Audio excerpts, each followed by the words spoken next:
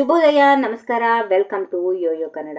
ಈ ದಿನದ ಹವಾಮಾನದ ವರದಿ. ಬಂಗಾಳ ಕೊಲ್ಲಿಯಲ್ಲಿ ಉಂಟಾಗಿರುವ ಮೇಲ್ಮೈ ಸುಳಿಗಾಳಿ, ತೇವಾಂಶ ಭರಿತ ಮೋಡದ ಕಾರಣ ರಾಜ್ಯದ ಬಹುತೇಕ ಜಿಲ್ಲೆಗಳಲ್ಲಿ ಗುಡುಗು, ಮಿಂಚು, ಬಿರುಗಾಳಿ ಸಹಿತ ವಾರ ಪೂರ್ತಿ ಅಲಿಕಲ್ಲು ಮಳೆಯಾಗುವ ಸಾಧ್ಯತೆಗಳಿವೆ ಎಂದು ಹವಾಮಾನ ಇಲಾಖೆ ಮುನ್ಸೂಚನೆಯಲ್ಲಿ ತಿಳಿಸಿದೆ. ತುಮಕೂರಿನ ಮಧುಗಿರಿಯಲ್ಲಿ ಸೋಮವಾರ ಸಾಧಾರಣ ವರ್ಷಧಾರೆಯಾಯಿತು.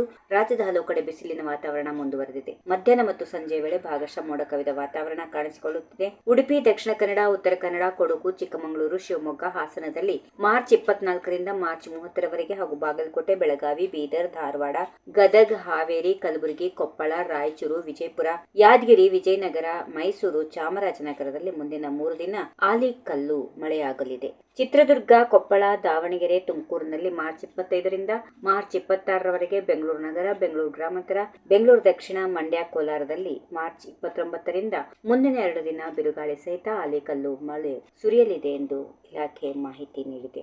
ರಾಜ್ಯದ ಕೆಲವು ಜಿಲ್ಲೆಗಳಿಗೆ ಗಂಟೆಗೆ 40 ಕಿಲೋಮೀಟರ್ ವೇಗದಲ್ಲಿ ಬಿರುಗಾಳಿ ಬೀಸಲಿದೆ. ಕಲಬುರಗಿಯಲ್ಲಿ ಸೋಮವಾರ 37.3 ಡಿಗ್ರಿ ಸೆಲ್ಸಿಯಸ್ ಉಷ್ಣಾಂಶ ದಾಖಲಾಗಿದೆ.